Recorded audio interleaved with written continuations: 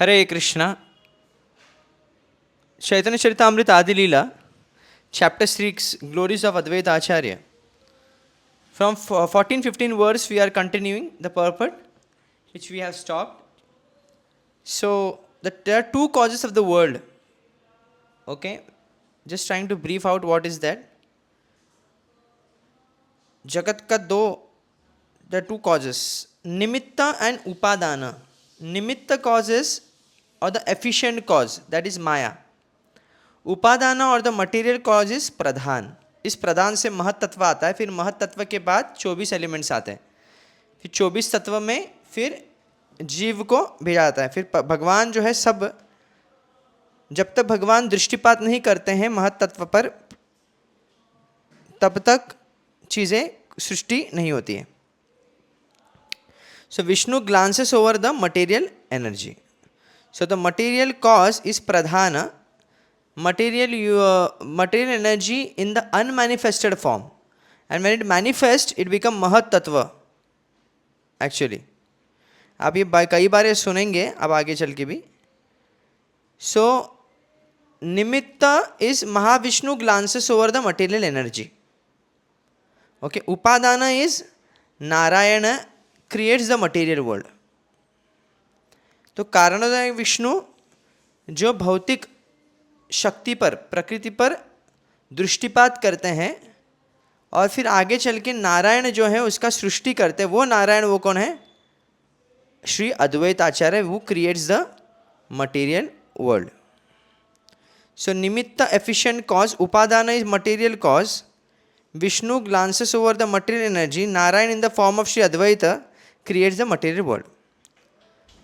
So although Sankhya philosophy accepts that Pradhan is the cause, the creation of the world never arises from dead matter.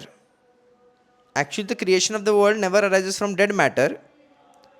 It accepts Pradhan as the cause, but actually the real cause is Lord Vishnu.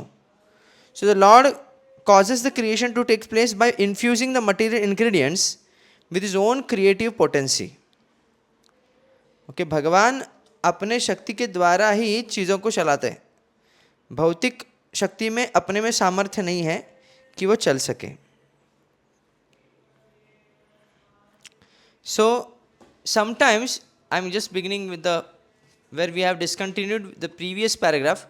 Sometimes material scientist give the example that milk turns into curd automatically and that distilled water pouring from the clouds falls down to earth, produce different kinds of trees and enters different kinds of flowers and fruits with different fragrances and tastes. Therefore they say matter produces varieties of material things on its own. माने इस संसार में जो है ना कि जितने भी चीज़ आप देखते हैं ऐसा लगता है कि भौतिक संसार ही अपने में ही चीज़ों को प्रकट करता है, यानी बीज से पेड़ उत्पन्न हो रहा है, इसमें कोई भगवान का हस्तक्षेप नज़र नहीं आता. So in reply to the argument the same proposition of the Brihadaranyaka Upanishad that different kinds of living creatures are put into different kinds of bodies by the management of a superior power is repeated. Under superior superintendence, various souls according to the past activities are given the chance to take a particular type of body, such as that of a tree, animal, bird or beast, and thus their different tendencies develop under these circumstances. The Bhagavad Gita also further affirms. तो कर्मणा दैव नेत्रेण जनतु देह उपते. भगवान क्या देखते हैं? हर जीव का अपने कर्म के अनुसार उसको उसका स्थान देते हैं भौतिक जगत में, अलग अलग योनि में उसको प्रवेश करने के लिए बाध्य कर देते हैं. ऐसे कोई अपने आप बाई चांस नहीं होता है कुछ भी चीज़, चाहे वो सृष्टि का निर्माण क्यों ना हो. जब आदि सृष्टि के आदि में भी पिछले कल्प में जो उन्होंने कर्म किए थे उसको ध्यान में रखते हुए उनको इसी संसार में भी, इस कल्प में भी जब सृष्टि होती है तभी उनको वैसे वैसी योनि अपने पूर्व कर्म के अनुसार, पूर्व इच्छाओं के अनुसार मिलते हैं. पुरुष प्रकृतिस्थो ही भुंक्ते प्रकृतिजान गुणान कारणम गुण संगस्य सदसद योनि जन्मसु. Bhagavad Gita 13.22. The living entity in the material nature thus follows the ways of life, enjoy the three modes of nature. This is due to his association with that material nature. Thus he meets with good and evil among various species. The soul is given different types of bodies. For example, were souls not given varieties of tree bodies, the different varieties of fruits and flowers could not be produced. Each class of tree produces a particular kind of fruit and flower. It is not that there is no distinction between the different classes. An individual tree does not produce flowers of different colors or fruits of different tastes. There are demarcated classes as we find them among humans, animals, birds, and other species. There are innumerable living entities and their activities performed in the material world according to the different qualities of the material modes of nature. Give them the chance to have different kinds of lives. तो प्रतीत तो होता है कि सृष्टि में ऐसे ही अलग अलग योनि आते हैं, अलग अलग पेड़ पौधे आते हैं, जानवर आते हैं, तो सृष्टि ऐसी ही चल रही है. नहीं नहीं, जब तक सोल को, कोई आत्मा को अपने कर्म अनुसार शरीर नहीं मिलता तब तक ये पॉसिबल है नहीं. Thus one should understand that pradhana, matter, cannot act unless impelled by a living creature. The materialistic theory that matter independently acts cannot therefore be accepted. Matter is called Prakriti, which refers to female energy. A woman is Prakriti, a female. A female cannot produce a child without the association of a Purusha, a man. The Purusha causes the birth of a child because the man injects the soul, which is sheltered in the semen, into the womb of the woman. The woman, as the material cause, supplies the body of the soul, and as the efficient cause, she gives birth to the child. But although the woman appears to be the material and efficient cause of the birth of a child, originally the Purusha, the male, is the cause of the child. Similarly, this material world gives rise to varieties of manifestation due to the entrance of Garbhodakshaya Vishnu within the universe. He is present not only within the universe but within the bodies of all living creatures, as well as within the atom. We understand from the Brahma Samhita that the super soul is present within the universe, within the atom, within the heart of every living entity, creature. Therefore, the theory that matter is the cause of the entire cosmic manifestation cannot be accepted by any man with sufficient knowledge of matter and spirit. तो भगवान गर्भोदक्षाई के रूप में ब्रह्मांड के अंदर प्रवेश करते हैं और फिर हर जीव के अंदर क्षीरोदक्षाई के रूप में भी प्रवेश कर रहे हैं. तो हर प्रकृति का अस्तित्व जो है भगवान नारायण के ऊपर टिका हुआ है. तो स्पिरिट, जब तक आत्मा परमात्मा नहीं है तब तक सृष्टि जग नहीं सकती, चल नहीं सकती. तो यही बताने का बार बार प्रयास कर रहे हैं अलग अलग उदाहरण से कि matter is not the cause of material world but spirit is the cause. Actual cause is spirit. Matter तो सिर्फ इंग्रेडिएंट सप्लाई करती है. जिस प्रकार स्त्री जो है पुत्र के जन्म का कारण तो है, पर जो बीज देने वाला है वो पुरुष है. सो मटेरियलिस्ट पर यार आपको एक चीज़ है कि संसार में जो पुरुष स्त्री का जो भेद है, पर पुरुष जो है स्त्री का शरीर नहीं बनाता है. पर यहाँ पे भगवान का जो भगवत तत्व जो बहुत ही विशेषता इसमें यह है कि स्त्री पुरुष का शरीर जो भौतिक शक्ति भी है वो भी भगवान से आ रही है. भले ही भौतिक शक्ति इंग्रेडिएंट्स प्रदान कर रही है सृष्टि को बनाने के लिए, पर बीज भी भगवान ही डाल रहे हैं और शक्ति का भी विस्तार भी भगवान अपनी शक्ति से करते हैं. इससे सर्व कारण कारणम कृष्ण है. Materialistic sometimes gives the argument that a straw eaten by a cow produces milk automatically. घास खाने से दूध देती है गाय. So material nature under different circumstances produce varieties of manifestation. Thus originally matter is the cause. In refuting this argument, तो दूध क्या है, घास से निकला, तो घास की वजह से दूध मिल रहा है, ऐसे बोल रहे हैं. So thus originally matter is the cause. In refuting this argument, we may say that an animal of the same species as the cow, namely the bull, also eats straw like the cow, but does not produce milk. तो ऐसा है, घास दूध देता है, तो फिर बैल भी घास खा रहा है, तो दूध क्यों नहीं देता है? So under the circumstances, it cannot be said that the straw in connection with a particular species produces milk. इसलिए घास दूध ही देता है ऐसा जरूरी नहीं है. Okay. So the conclusion should be that there is superior management as confirmed in the Bhagavad Gita 9.10. Maya dakshena prakriti suyate sacharacharam. This material nature is working under my direction, O son of Kunti, and it is producing all moving and non-moving beings. The Supreme Lord says, Maya dakshena prakriti, under my superintendence, when it desires that the cows produce milk by eating straw, there is milk, and when it does not so desire it, the mixture of such straw cannot produce milk. If the way of material nature had been that straw produces milk, a stack of straw could also produce milk. But that is not possible.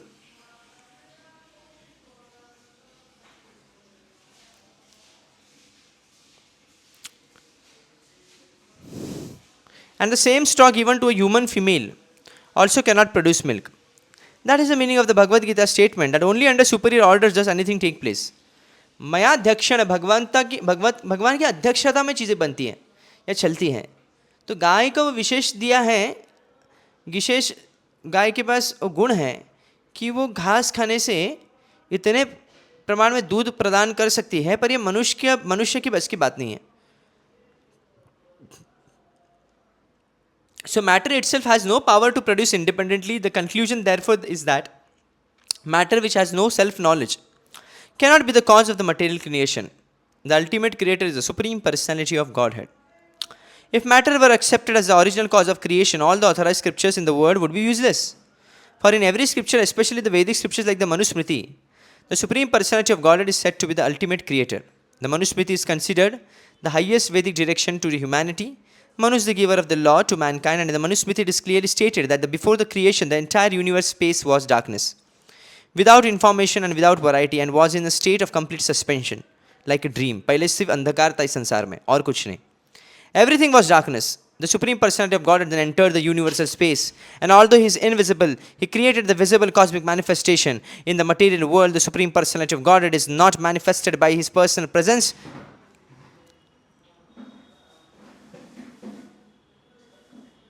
but the presence of the cosmic manifestation in different varieties is a proof that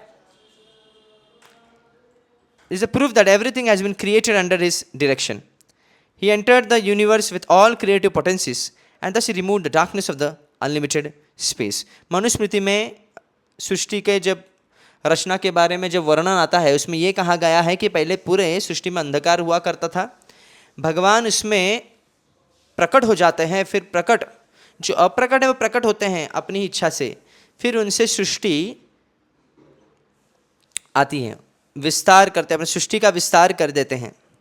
और जब वो सृष्टि करते हैं तभी सृष्टि के अंदर वो भले ही दिखाई न दे, पर सृष्टि के अंदर की विविधता को देखकर व्यक्ति को ये समझना चाहिए कि इसके पीछे कोई सुपीरियर इंटेलिजेंस है, भगवान है.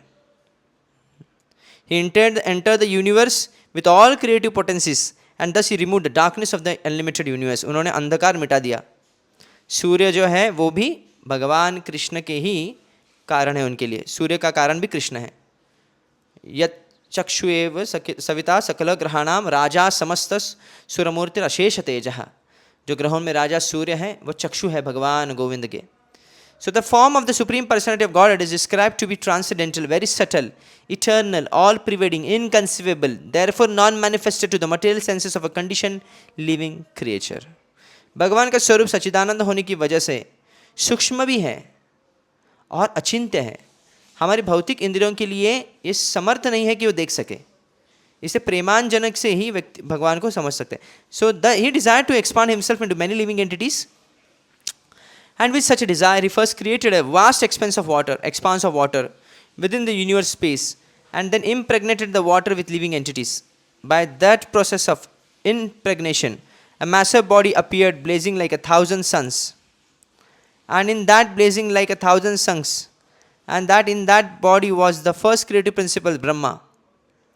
The great Parashara Rishi has confirmed this in the Vishnu Purana. He says that the cosmic manifestation visible to us is produced from Lord Vishnu and sustained under His protection. He is the principal maintainer and destroyer of the universal form. Vishnu Purana में भी इसका वर्णन है. भगवान विष्णु पहले आते हैं, पूरा जो सृष्टि है वो जल से भर देते, पहले पूरा ब्रह्मांड को. फिर जल से भरने के बाद कमल अपने नाभि से कमल की उत्पत्ति करते हैं, ब्रह्मा जी का उत्पन्न करते हैं. तो ये लिखा गया है. The cosmic manifestation is one of the diverse energy of the Supreme Personality of Godhead, as a spider secretes saliva and weaves a web by its own movements, but at the end winds up the web within its body. So Lord Vishnu produces the cosmic manifestation from His transcendental body, and at the end winds it up within Himself. All the great sages of the Vedic understanding have accepted that the Supreme Personality of Godhead is the original creator. Hare Krishna. So it is sometimes claimed that the impersonal speculations of great philosophers are meant for the advancement of knowledge without religious ritualistic principles. It is sometimes claimed that the impersonal speculations of great philosophers are meant for the advancement of knowledge without religious ritualistic principles. यानी कई बार जो तत्ववादी लोग होते हैं, philosophers, वो भगवान को कारण न बताते हुए आप देखिए भगवान को छोड़कर बहुत कुछ बता देते हैं. हाँ, ये सृष्टि ऐसी बनी, ये सृष्टि ऐसा हुआ, ये ऐसा हुआ होगा. इम्पर्सनल यानी भगवान को पर्सन को न मानते हुए, व्यक्ति भगवान को न मानते हुए, कोई इम्पर्सनल को कॉज बताते हुए कि भगवान हमारे जैसे नहीं है, उनका हमारा ऐसा स्वरूप नहीं है, वो अलग है. सो बट द रिलीजियस, तो इसमें क्या होता है, वो धार्मिक सिद्धांतों को नहीं अपनाते, धार्मिक परंपराओं को नहीं अपनाते. But the religious ritualistic principles are actually meant for the advancement of spiritual knowledge.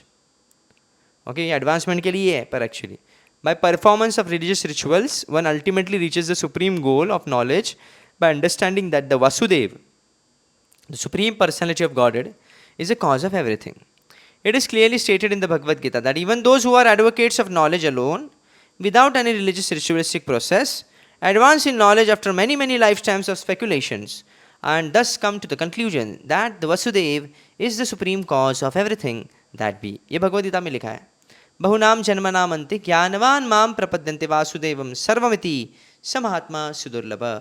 अनेक जन्मों के बाद ये ज्ञानी लोग जो हैं, जो भगवान को तो नहीं मानते पर कई जन्मों के बाद उनको मानना पड़ता है.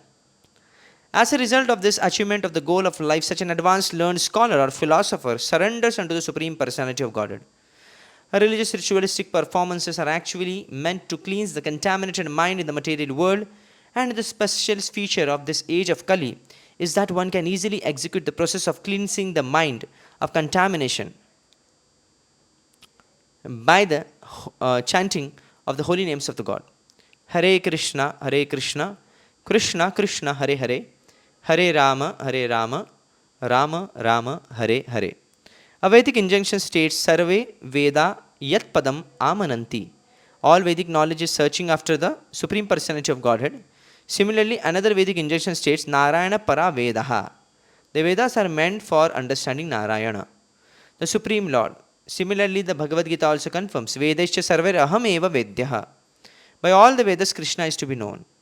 Therefore, the main purpose of the understanding the Vedas, performing Vedic sacrifices and speculating on the Vedanta Sutra is to understand Krishna. यानी आप कोई भी मार्ग अपनाइए आध्यात्मिक प्रगति के लिए, चाहे वो ज्ञान मार्ग हो, वेदों का अध्ययन करना, सूत्रों का अध्ययन करना, योग मार्ग हो या कर्म का मार्ग हो, यज्ञ आदि करना, ये सब, इस सब का गंतव्य है भगवान विष्णु को जानना. Accepting the impersonalist view of voidness or the non-existence of the supreme personality of Godhead negates all study of the Vedas. निराकार ब्रह्म जो है वैदिक के सभी सिद्धांतों को ठुकराता है. पर impersonal speculation और निराकारवाद aims at disapproving the conclusion of the Vedas. Therefore, any impersonal speculative presentation should be understood to be against the principles of the Vedas or standard scriptures. Since the speculation of the impersonalists does not follow the principles of the Vedas, their conclusion must be considered to be against the Vedic principles. तो सिद्धांत को ही नहीं मानते, अगर भले ही वो वेदांत सूत्र पर कमेंट्री देते हैं, शंकराचार्य के जो अनुयायी हैं वो भी कमेंट्री देते हैं, मायावादी लोग कमेंट्री देते हैं, गीता पर बोलते हैं, आजकल भागवत पर भी बोलने लग गए, तो इनका कोई तथ्य नहीं है. क्यों तथ्य नहीं है? क्योंकि वो मेन सिद्धांत को नहीं पकड़ते कि सब कुछ वसुदेव से आता है, सब कुछ भगवान कृष्ण से आता है. ये मेन सिद्धांत है. इसको छोड़कर वो सभी सिद्धांत बताते हैं, उसका कोई मूल्य नहीं है. Anything got supported by the Vedic principles must be considered imaginary. Anything not supported by Vedic principles must be considered imaginary and lacking in standard proof. Therefore, no impersonalist explanation of any Vedic literature can be accepted.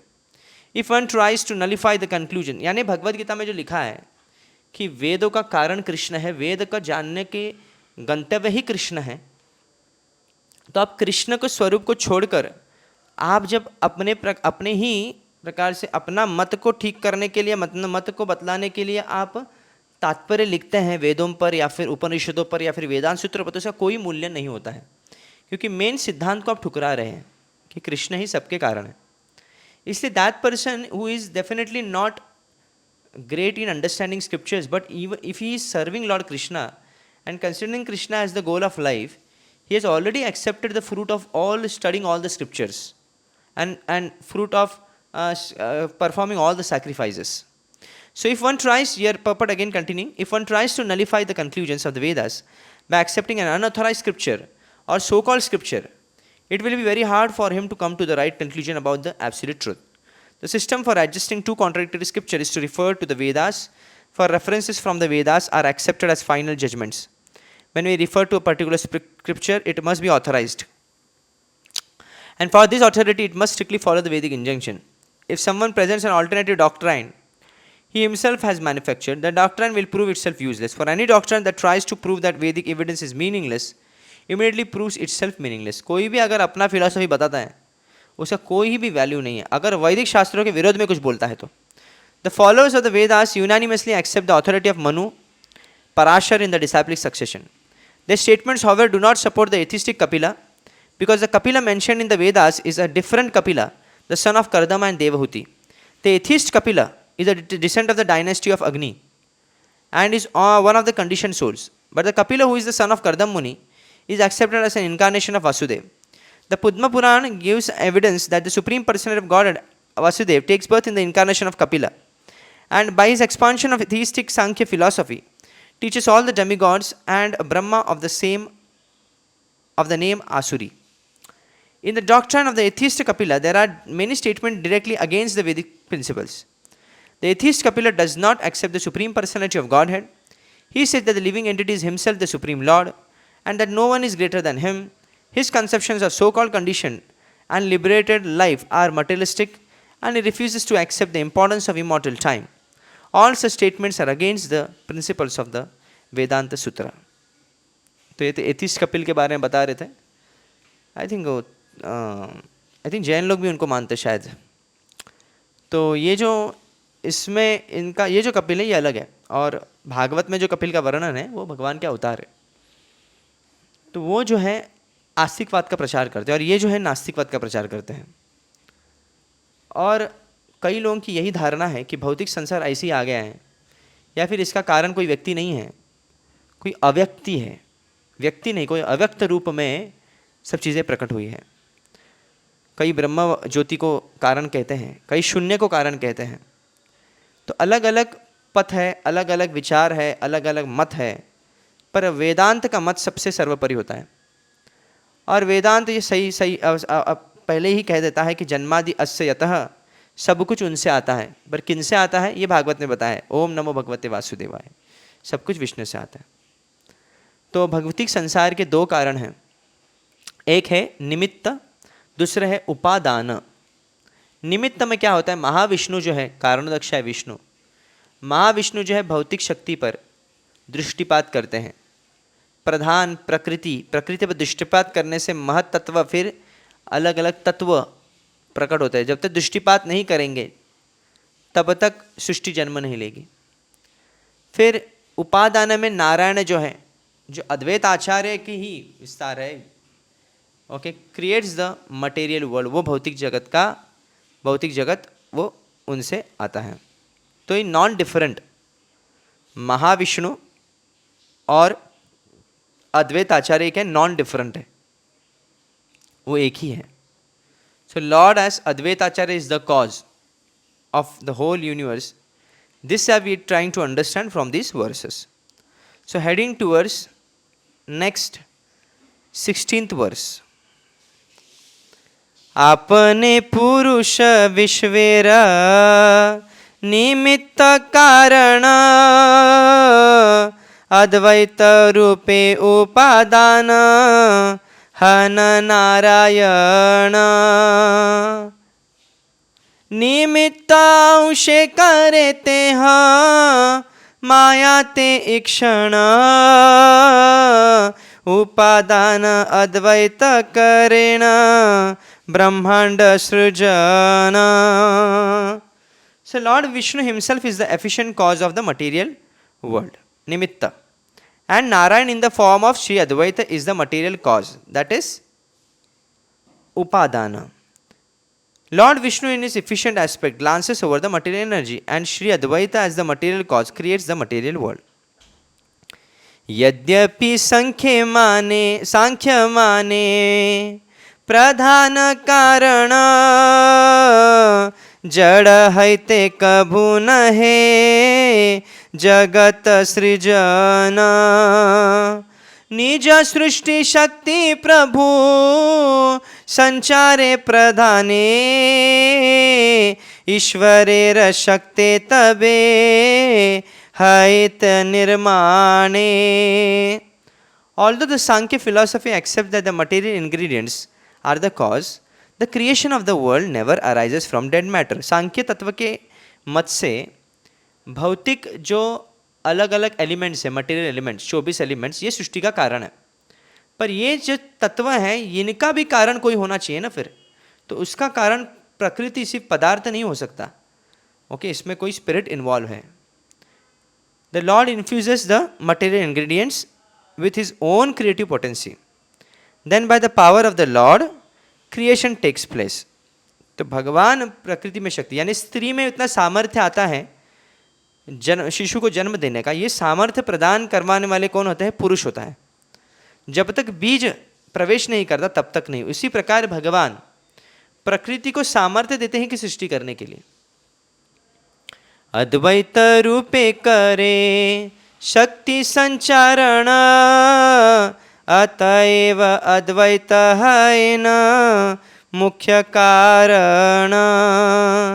अद्वैत आचार्य कोटि ब्रह्मांडेर कर्ता are एक एक मूर्ते ब्रह्मांडेर भरता. अद्वैत आचार्य के रूप में what Advaita does, he infuses the material ingredients. शक्ति का संचार करते हैं वो with creative energy. Therefore, Advaita is the original cause of creation. Shri Advaita Acharya is the creator of millions and millions of universes, and by his expansions as Garbhodakshaya Vishnu, he maintains each and every universe.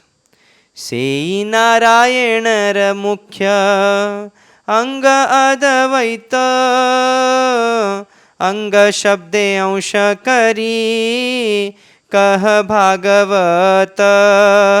Shri Advaita is the principal limb, Anga, of Narayana. Srimad Bhagavatam speaks of limb, Anga, as a plenary portion, अंश of the Lord. भगवान का विस्तार जो है, अपने ही रूप को जो विस्तार करते हैं उसका अंश कहते हैं, स्वंश. और एक होता है विभिन्न अंश, यानी जीवों का विस्तार करना. विभिन्न में जीव आते हैं और स्वंश में, अंश में भगवान स्वयं आते हैं. 23rd verse. नारायण स्वम नहि सर्वदेहिनाम आत्मस्य अधिशखिल लोक साक्षी नारायणो अंगम नरभु जलायनात् तच्चापि सत्यम न त्वैव माया. O Lord of Lords, you are the seer of all creation. You are indeed everyone's dearest life. Are you not therefore my father Narayana? Narayana refers to one whose abode is in the water, born from Nara, Garbhodakshai Vishnu, and that Narayana is your plenary portion.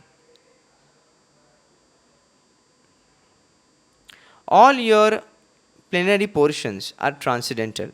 They are absolute and are not creations of Maya.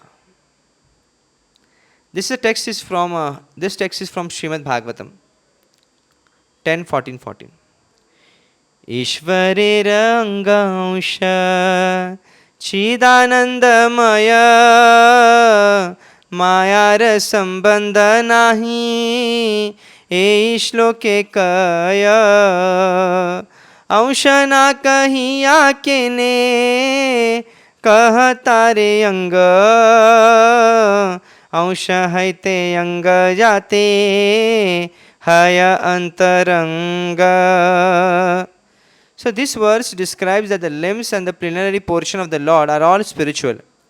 They have no relationship with the material energy.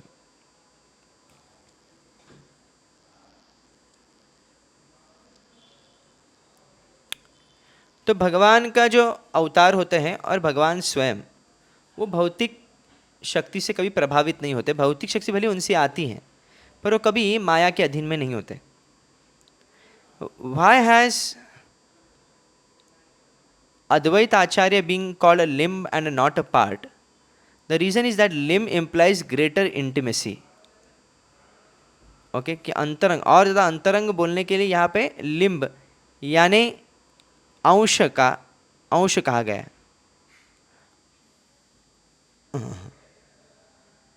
Sorry अंश नहीं, अंग कहा गया है, ताकि उसको एकदम closeness देने के लिए उस शब्द को।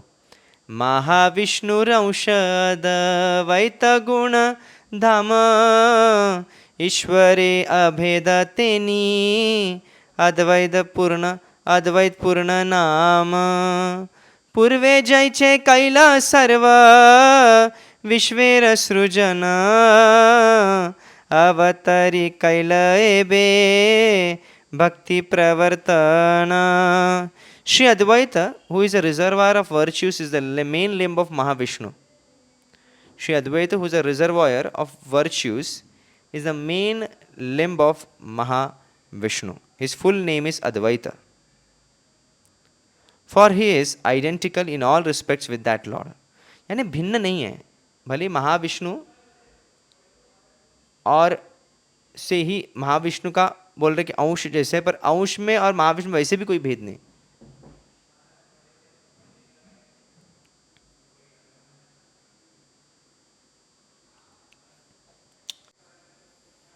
As he had formerly created all the universes, now he descended to introduce the path of bhakti.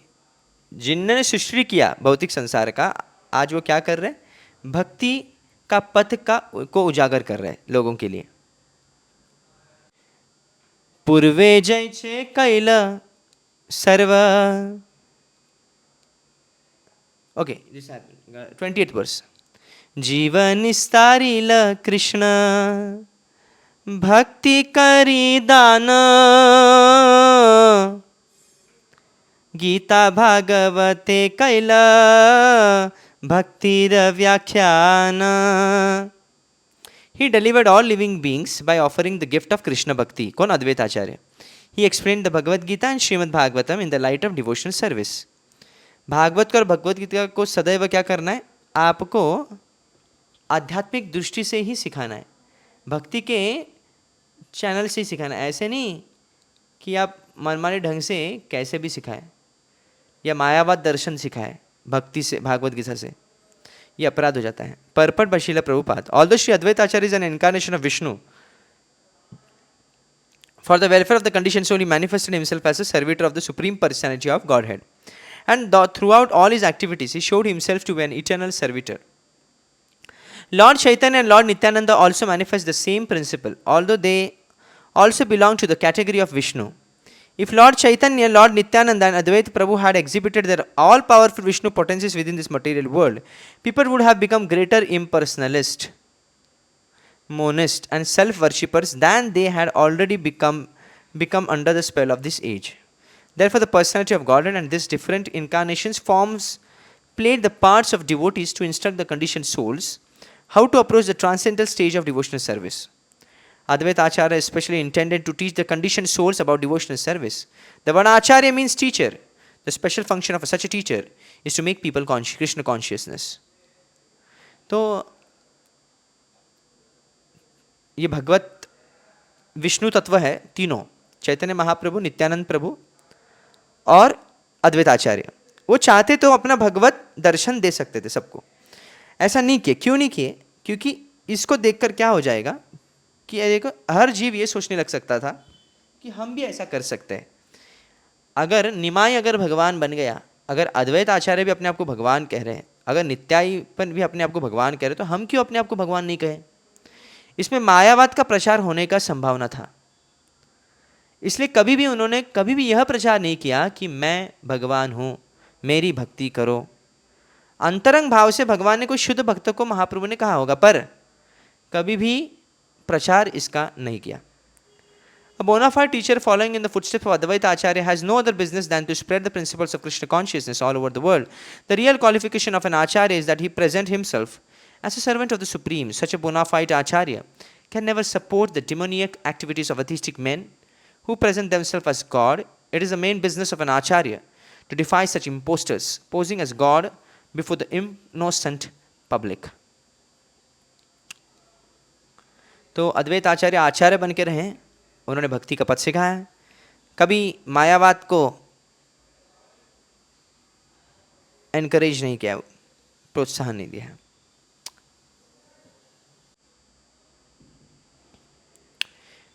भक्ति उपदेश विनु तार नाही कार्य, अतएव नाम हैल अद्वैत आचार्य।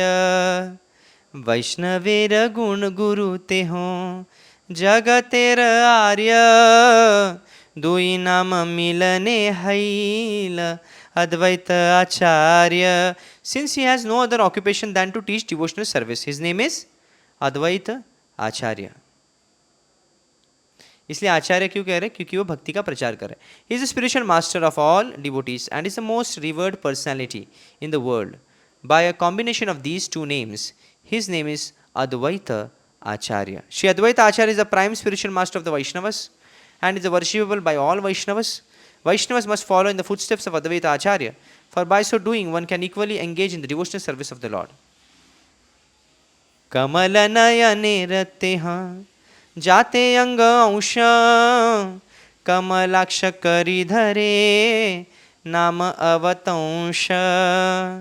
ईश्वर सारूप्य पाय पारिषद गण, चतुर्भुज पीतवास जयचे Narayan.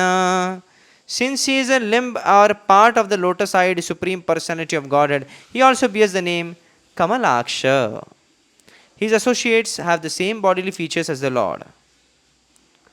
They all have 4 arms and are dressed in yellow garments like Narayan. तो यहाँ पे नारायण दूतों की बात चल रही है. अद्वैताचार्य ईश्वरेर अंशवर्य, तार तत्व नाम गुण सकली आश्चर्य। याहार तुलसी जले जहारे हुंकारे, स्वगण सहिते चैतन्यर अवतारे। Shri Advaita Acharya is the principal limb of the Supreme Lord. His truths, names and attributes are all wonderful.